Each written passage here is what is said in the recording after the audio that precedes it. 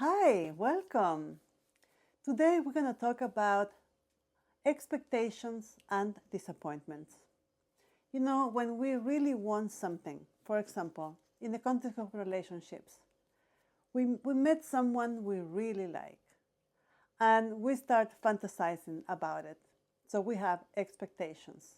We start projecting all our dreams, all our fantasies, all our desires into that particular special person we just met, right? So everything is great because having expectations feels good. You know, we are very high motivated, we are so excited, life is good, and everything, looks wonderful. We are so alive, right?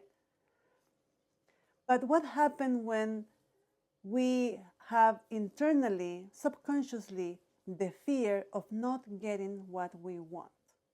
When we are afraid that the outcome that we want may not be the one we're going to get. This is when all our fears shows up and comes to the surface in many different ways.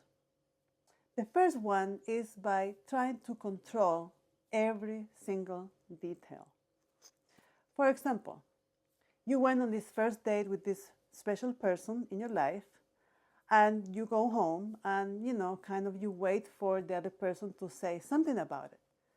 And after a few hours, you decided that you're going to be the one, being grateful about the experience together. So you're going to say, hey, I have a great time today. And I just want to say that was amazing and I like it. Something like that. And then you wait a few hours, no response, until maybe late at night you get a message back. And the other person would say, I feel the same, I have a great time, thank you so much. That's it. And then, if you had the expectation that the other person would say, I have a great time, let's do this again, and he didn't say that, you may start freaking out and all the fears, they come, to your awareness, and you start wondering that that is not going to work, you're going to be disappointed, and then, there's part of our mind that tries to control the situation because we need to make sure that we're not going to be hurt. Yeah, it sounds so complicated, but it's something that many times really happen. So guess what? There's another thing that happens when we have expectations. I'm not saying that expectations are good or bad, just expectations. But when we have high expectations, we are anticipating and we really start shaping out the outcome that we want to get. We want our dreams and we want our fantasies to become a reality.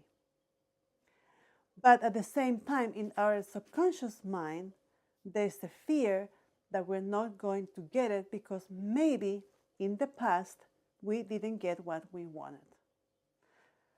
But those things are, like in the background, in the subconscious mind. And part of you is always trying to keep you safe by controlling the situation. How that happens. Let's go back to those messages. When the other person responds, I also have a great time, thank you so much, and nothing else, and you have the expectations that you wanted to hear, let's get together again soon, and you didn't get that, then something is like an alarm starts sounding, inside you. And then you may tell yourself, I'm not going to expose myself to be hurt again. And then you start trying to control everything. And every time you receive a text, a message, or you have a conversation, you're going to be checking to make sure that you are not getting, the result that you want. It's like finding reasons that will support your fear of not getting what you want. You follow me? Are you following me so far? Hope so. So all that happens, very quickly and very simultaneously, all those things together. But the thing is that many times, because we have this high expectation for this very particular thing to happen, we miss what is really happening. Because when we are expecting something in particular to happen, we may not see the reality that is really going on. And it might be that the other person is not being indifferent. The other person is another person with very unique expectations, unique fears, or many things that we don't know because the other one is another. But we tend to compare other people with ourselves, what we would do in that situation. But usually it doesn't happen that way. Okay, so let's go back to the expectations and the outcome. When we want specific outcome, we miss what is really happening. All right. So then we try to control. And when we try to control the situation, we get into this very irritated energy, and that may feels like very clingy. We may not say the words, but the other person is perceiving our anxiety. And anxiety is the opposite of relaxing, fun times. So it creates some kind of tension in the communication. Even if the words don't say that, but the energy can be perceived by the other person and vice versa. So what happens? We don't have expectations. So when we don't have expectations, we enjoy the moment to moment, we enjoy whatever is going on there. It's like you're having an ice cream and you're enjoying every little bit of it. Instead of having an ice cream thinking about, oh, I need to finish this very soon because, I'm going to be late for work. Just an example. So you're not going to enjoy. You may complain that it takes so long for you to finish your ice cream, instead of enjoying every little second instant that you are having that delicious ice cream. So the only way that we can,